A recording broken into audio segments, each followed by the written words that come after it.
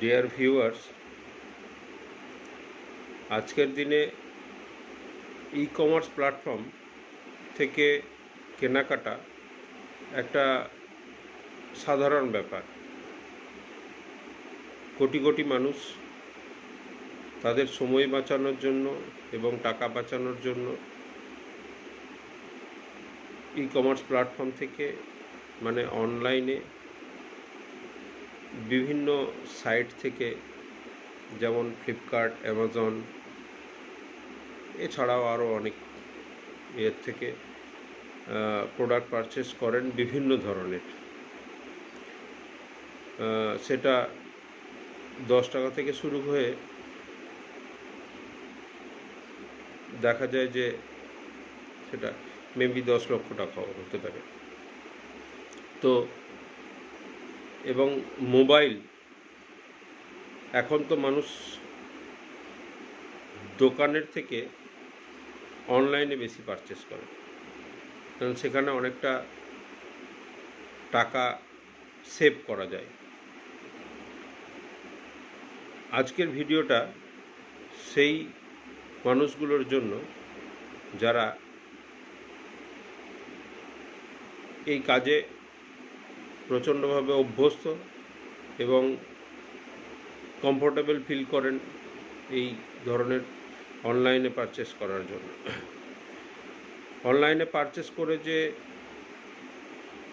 যে উদ্দেশ্যে পারচেস করা হয় সেটা যে সফল হয় না তা নয়, কিন্তু সেটা অবশ্যই সফল হয়। তার জন্যই কোটি কোটি মানুষ কেনাকাটা করেন। কিন্তু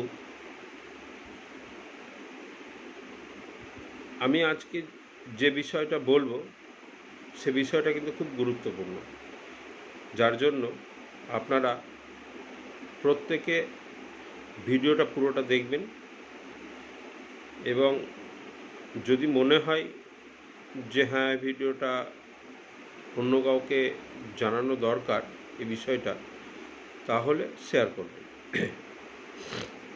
ভিডিওটা দেখার পর নিজে বুঝে মুখে মুখেও শেয়ার করতে পারেন।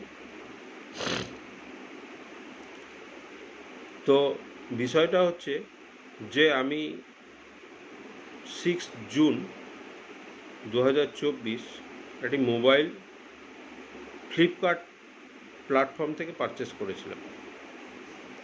মোবাইলটি এখনও আনইউজড অবস্থায় খাপের মধ্যে ভরা আছে। এখনও কেন আনইউজড আছে আমি সেটা বলছি। মোবাইলটি হচ্ছে স্যামসাং কোম্পানির। মোবাইলটির M32 গ্রুপের 5G মোবাইল। গ্যালাক্সি M32 আপনারা দেখতে পাচ্ছেন, গ্যালাক্সি M32। তো এই যে মোবাইলটি পারচেস করেছি আমি, মোবাইলটি পারচেস করেছি আমার এক বোনের জন্য। তো মোবাইলটি পারচেস করার পরে এখন কোনো কারণবশতই, যেহেতু মোবাইলটি পারচেস করার আগে আমি সেরকমভাবে কোনো সাজেশন কারোর কাছ থেকে নিই নাই। তো 5G মোবাইল 9,000 টাকার মধ্যে পাওয়া যাচ্ছিল, তাও স্যামসাং ব্র্যান্ডের, যার জন্য পারচেস করেছি। কিন্তু এই গ্রুপটি যে মোবাইলটি যে তার পারফরমেন্স খুব একটা ভালো না, বা মোবাইলটির মধ্যে অনেক কিছু ফল্ট দেখা গেছে, এরকম অনেক শোনা যাচ্ছে, পরে শোনায়। এবং সবথেকে বড় কথা, মোবাইলটি যার জন্য কিনি তার সেরকম খুব একটা পছন্দ হয়নি। কিন্তু ফ্লিপকার্ট থেকে আমাদেরকে ওপেন বক্স ডেলিভারি দেওয়া হয়। আমরা দেখতে পাই যে মোবাইলটি, এই দেখুন মোবাইলটির মধ্যে কোনো রকম কোনো ডিস্টারবেন্স ওপর থেকে আমরা কিছু বুঝতে পারি নাই। কিন্তু মোবাইলটি সম্বন্ধে যখন অনলাইনে স্যামসাংয়ের সাইটে চেক করা হয় তখন দেখা যায় যে এই মোবাইলটির ওয়ারেন্টি পিরিয়ড অলরেডি 25/9/2023 তারিখে শেষ হয়ে গেছে। ব্যাপারটা বুঝতে পারছেন? 25/9/2022 শুরু হয়েছে এবং 25/9/2023 শেষ হয়ে গেছে। তার মানে মোবাইলটি অলরেডি কেউ পারচেস করে সেটা রেজিস্টার করেছিল। যাই হোক, তখন ফ্লিপকার্টের সেইভাবে কোনো মানে এত বাঁধা ধরার নিয়ম ছিল না, যার জন্য হয়তো সেটাকে রিটার্ন করে দিয়েছে এবং সেটা কিন্তু ওয়ারেন্টি শেষ হয়ে গেছে। এবং এটা দেখার পরে আমার বাড়ি হচ্ছে বীরভূম ডিস্ট্রিক্টের বোলপুর শান্তিনিকেতনে। আমি এখান থেকে 35 কিলোমিটার দূরে সিউড়িতে স্যামসাং কেয়ার আছে। স্যামসাং কেয়ারে যাই এবং স্যামসাং কেয়ারে তারা এটা দেখে বলে যে হ্যাঁ, এটার ওয়ারেন্টি শেষ হয়ে গেছে। কেন সেটার একটা লিখিত আমাকে দেন, যে স্যার লিখিত দিতে গেলে আমাদেরকে জব চার্ট ক্রিয়েট করতে হবে।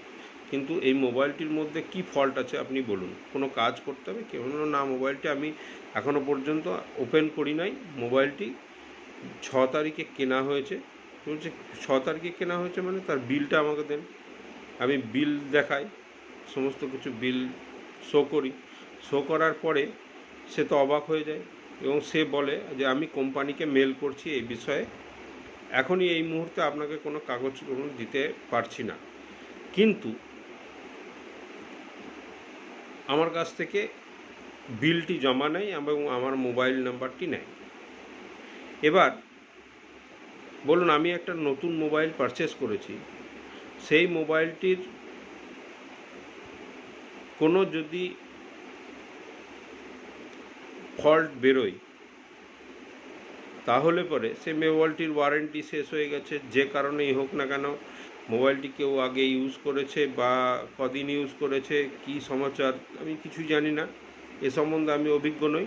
কিন্তু আমি দেখতে পাচ্ছি যে মোবাইলটির হচ্ছে এবং এনসিওর করেছে।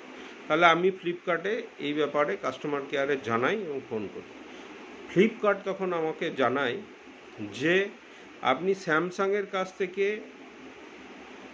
যে তারা এই মোবাইলটির ওয়ারেন্টি দিতে সমর্থ নয়, এই ব্যাপারে কোনো লিখিত নেই। স্যামসাং কেয়ার আমাকে স্পষ্ট জানিয়ে দিয়েছে আপনাকে ফ্রড করেছে সেলার, অর্থাৎ ফ্লিপকার্টের প্ল্যাটফর্মে কে সেল করেছে সেটা পরের কথা। ফ্লিপকার্টের এটা দেখার বিষয় আমার মনে হয়েছে এবং স্যামসাং কেয়ারের থেকেও ঠিকই বলা হয়েছে বলে আমার মনে হয়েছে। কিন্তু আমি বহু চেষ্টা করেও ফ্লিপকার্টে এটা বোঝাতে পারি না যে এই ফলটা আপনাদের। তারা শুধু এটাই বলে যে আমাকে জব সিট নাম্বার দেন এবং সেখানে লেখা থাকতে হবে যে এইটার ওয়ারেন্টি শেষ হয়ে গেছে, তবে গিয়ে কিন্তু আমরা কোনো করতে পারবো। আমার কোনো ক্লেম নেওয়া হয় না বারবার করে ফোন করেও, এবং শেষে একটা ক্লেম নেওয়া হয় এবং বলা হয় যে 10ই জুলাইয়ের মধ্যে এর ওয়ারেন্টি করে দেওয়া হবে। মোবাইলটা কি প্রসেস আছে, কিভাবে কি হবে না হবে সব জানিয়ে দেওয়া হবে। 2-1 দিন পরেই আমার কাছে ফোন আসে এবং সেম জিনিসকে রিপিট করা হয় যে আপনি জব সিট নাম্বার দিন, তাছাড়া মোবাইলটিতে কিছু করা যাবে না। আলটিমেটলি মোবাইলটি আমি এখনও পর্যন্ত ব্যবহার করি নাই এবং মোবাইলটি আনইউজড অবস্থায়, প্যাকিং অবস্থায় মোবাইলটি রাখা আছে। আমি প্রত্যেক কাস্টমারকে বলছি যে অনলাইনে কোনো জিনিস পারচেস করার আগে অন্তত পক্ষে এই সব বিষয়গুলি থেকে খুবই সাবধান, কারণ ই কমার্স সাইট থেকেও এখন এমনভাবে বিষয়গুলিকে করে দেওয়া হয়েছে যে আপনি একবার ওপেন বক্স ডেলিভারি নিয়ে নিলে ওই প্রোডাক্টটি আপনার কাছ থেকে কোনো রকমভাবে রিটার্ন নেওয়া হবে না। তো সেক্ষেত্রে আপনি কিন্তু যার দ্বারা ফ্রড হবে আপনার টাকাটি চলে যাবে। তা আমি প্রত্যেককে রিকোয়েস্ট করছি যে এই ভিডিওটিকে প্রচুর পরিমাণে শেয়ার করতে। উদ্দেশ্য হচ্ছে যে বহু মানুষ যাতে না ঠকে তার জন্য ব্যবস্থা করা, অন্য কোনো উদ্দেশ্য নেই। এবং এই ভিডিওটা দেখে ফ্লিপকার্ট যদি কোনো ব্যবস্থা নেয় তাহলে আমি হয়তো উপকৃত হতে পারি। মোবাইলটি আনইউজড অবস্থায় ওইভাবেই রাখা আছে। সকলকে নমস্কার, ধন্যবাদ।